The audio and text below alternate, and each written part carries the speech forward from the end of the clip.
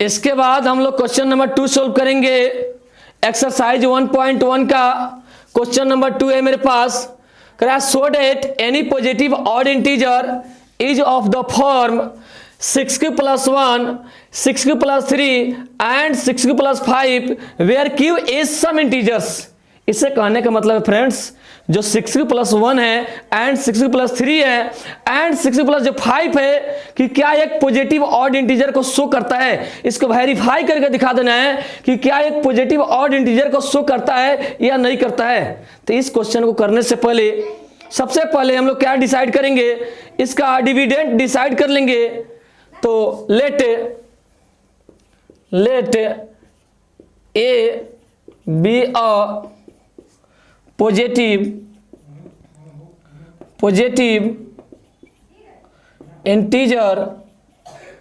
हमने क्या कर लिया, एक डिसाइड कर लिया कि ए जो है एक क्या है, पॉजिटिव इंटीजर है। और इसी को प्रूफ करके दिखा देना है कि ए क्या पॉजिटिव ऑड इंटीजर को शो करता है या नहीं करता है। तो इसके बाद में हम लोग क्या करेंगे, डिवाइजर क्या करेंगे, सेलेक्ट करेंगे। तो डिवाइजर सेलेक्ट करने के लिए क्वेश्चन का जो है, क्वेश्चन का फॉर्म जो है 6q + 1 and 6q + 3 and 6q + 5। तो यहां से मेरे पास डिवाइजर जो आ जाएगा, बोले तो b = 6। b = क्या आ जाएगा, 6। जब क्या किए हम, आपका डिविडेंड सेलेक्ट हो गया, डिवाइजर सेलेक्ट हो गया, तो इसके बाद हम लोग बाय यूक्लिड डिवीजन लेमा से इसको क्या करेंगे, सोल्व करेंगे। By Euclid's division lemma, Euclid division lemma a = bq + r where r का वैल्यू 0 से बड़ा और बराबर लेकिन b से छोटा। तो मेरे पास यूक्लिड डिवीजन लेमा आ गया, a = bq + r where r का वैल्यू 0 से बड़ा और बराबर लेकिन b से छोटा। बट मेरे पास b का वैल्यू कितना है, 6। तो इस b का वैल्यू को इसमें क्या कर देंगे, पुट करेंगे। तो a = 6q + r, this is first equation. इसके बाद में अगर हम आपसे पूछे कि बताइए डिवाइजर मेरे पास 6 है, डिवाइजर कितना है, 6 है। तो इसके पिछले क्लास में हम लोग पढ़े थे कि अगर डिवाइजर क्या हो, 2 हो, तो इसके रिमाइंडर 0, 1 आ सकते हैं। अगर डिवाइजर कितना हो, 3 हो, तो इसके रिमाइंडर 0, 1, 2 तक जा सकते हैं। इससे कहने का मतलब है फ्रेंड्स, अगर डिवाइजर मेरे पास अगर 6 हो तो इसके रिमाइंडर जो आएंगे 5 तक। जितना डिवाइजर होगा उससे एक कम तक रिमाइंडर आ सकते हैं। तो मेरे पास डिवाइजर जो है 6 है, तो यहाँ रिमाइंडर बताइए क्या होगा, r = 0, 1, 2, 3, 4 एंड 5। अब मेरे पास यहां देखेंगे कि किस किस नंबर को मेरे को नीड है, जरूरत है। तो मेरे पास 1 चाहिए, 3 चाहिए एंड 5 चाहिए। अब क्या करते हैं, यहां जो रिमाइंडर मेरे पास आया है इसमें से r का वैल्यू, यानी पहले क्या करेंगे, 1 पुट करेंगे इक्वेशन 1 में, फिर 3 पुट करेंगे एंड 5 पुट करेंगे और इसको वेरीफाई करके दिखा देंगे कि किसको शो करता है, तो पॉजिटिव ऑड इंटीजर को। तो सबसे पहले हम लोग क्या करेंगे, put r = 1 in equation 1, we get a = 6q + 1। अब मेरे पास जो ए फॉर्म आया 6q + 1, इसी को वेरीफाई करके दिखा देना है कि क्या 6q + 1 जो है कि क्या एक पॉजिटिव ऑड इंटीजर को शो करता है, दिखाता है। तो इसको वेरीफाई करने के लिए ध्यान दीजिएगा, यहां जो q का जो वैल्यू होगा, q = 0, 1, 2, 3, 4 डैश। अब क्या करते हैं, इसका वेरिफिकेशन करने के लिए यहां से q का वैल्यू इसमें क्या करेंगे, पुट करेंगे। अगर मेरा जो रिजल्ट आएगा अगर ऑड नंबर आ गया तो हम कहेंगे कि 6q + जो 1 है किसको शो करता है, तो पॉजिटिव ऑड इंटीजर को। तो वेरीफाई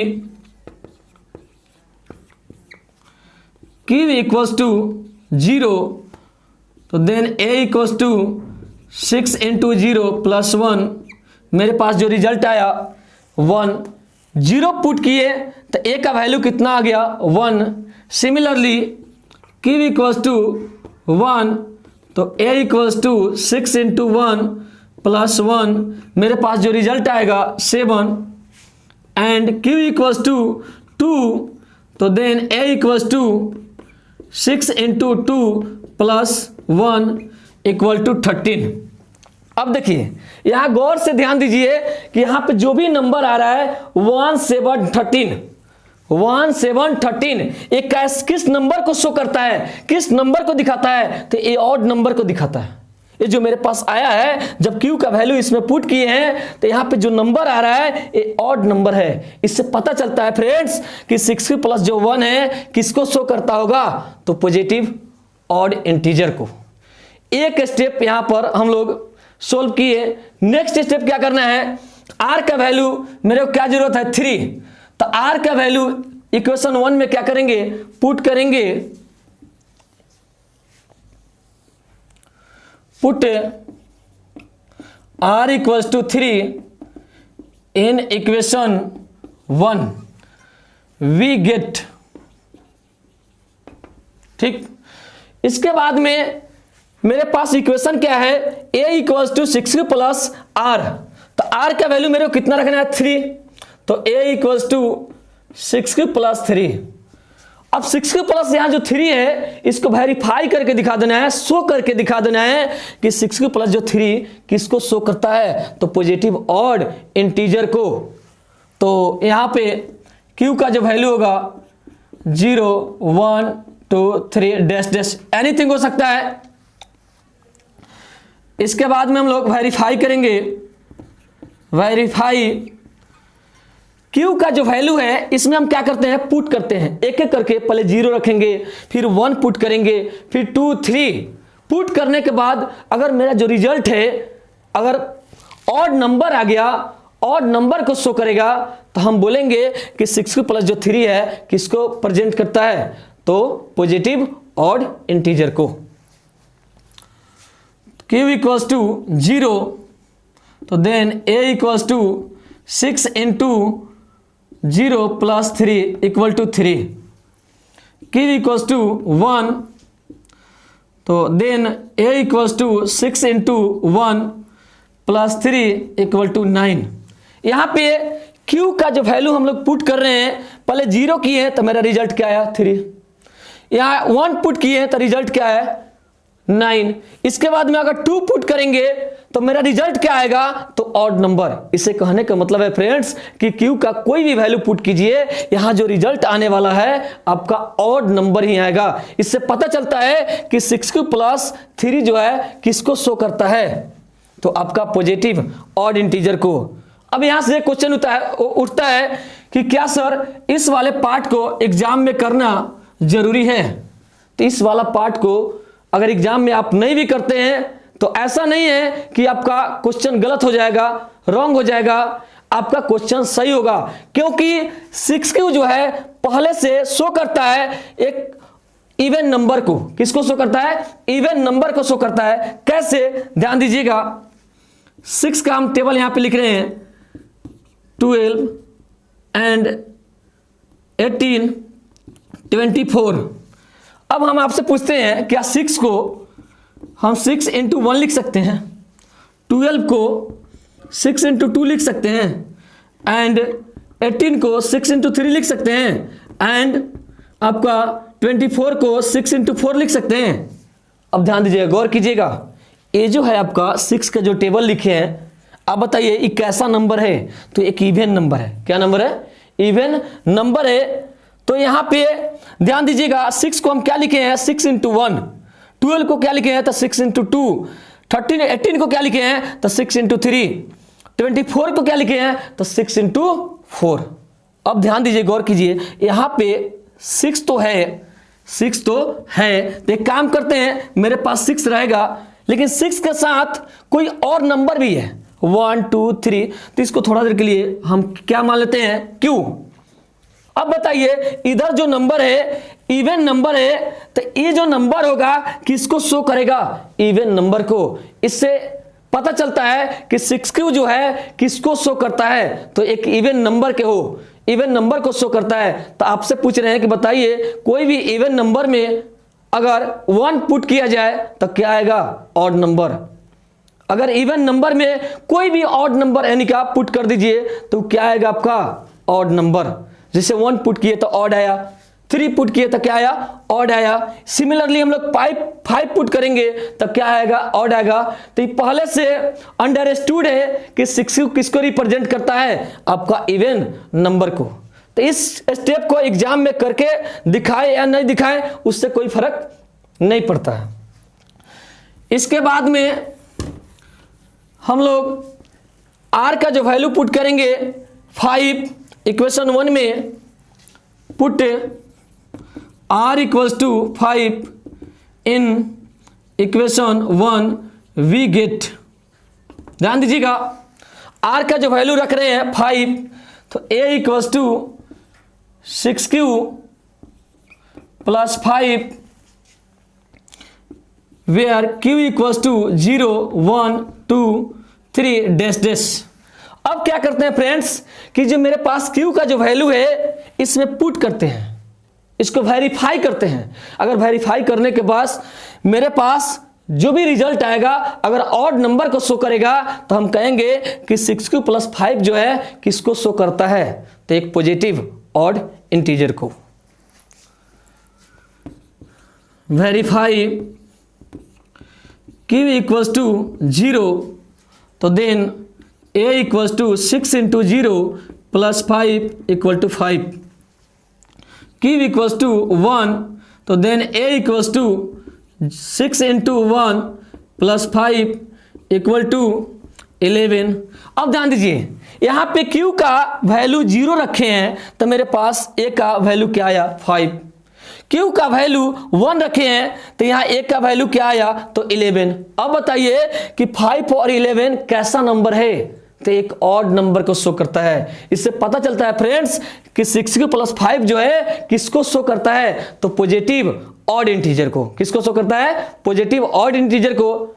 इसके बाद में हम लोग 1 पुट किए हैं, 3 पुट किए हैं एंड 5 पुट किए हैं। यहां देख रहे हैं कि सब पर क्या किसको शो कर रहा है, तो पॉजिटिव ऑड इंटीजर को। अब लास्ट स्टेप में एक स्टेप लिखना है, ध्यान दीजिएगा।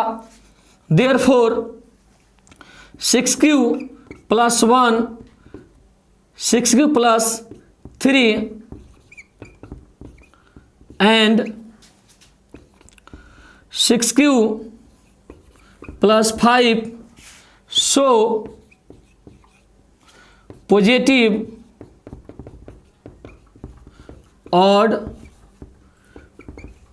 इंटीजर। इसे कहने का मतलब है कि 6Q plus 1, 6Q plus 3 and 6Q plus 5 जो है किसको शो करता है, तो पॉजिटिव ऑड इंटीजर को। फिर से ध्यान दीजिएगा हम लोग इस क्वेश्चन को कैसे किए हैं, गौर कीजिएगा। सबसे पहले हम क्या कर लिए हैं, एक डिविडेंड सपोज कर लिए हैं, मान लिए हैं let A B a positive integer. जब डिविडेंड हम लोग डिसाइड कर लेंगे तो उसके बाद में डिवाइजर क्या करेंगे, डिसाइड करेंगे।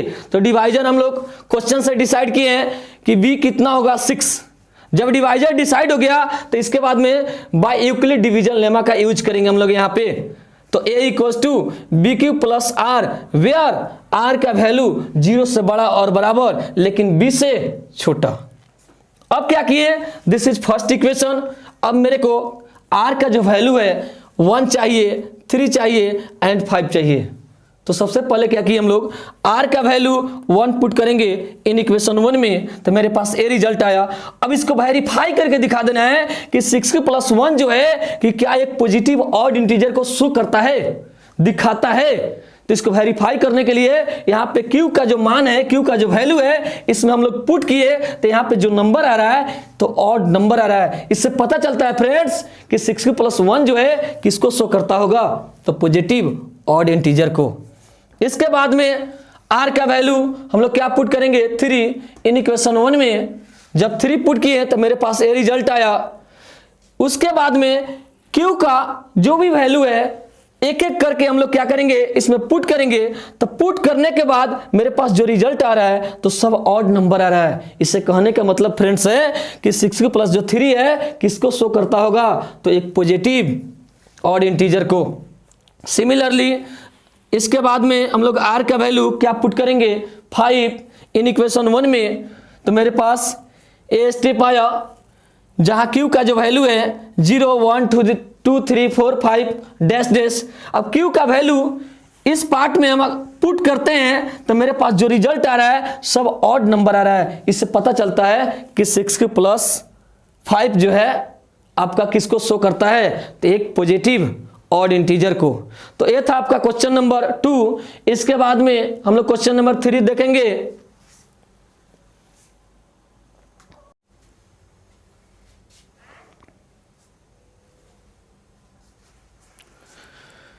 इसके बाद में हम लोग क्वेश्चन नंबर 3 देखेंगे।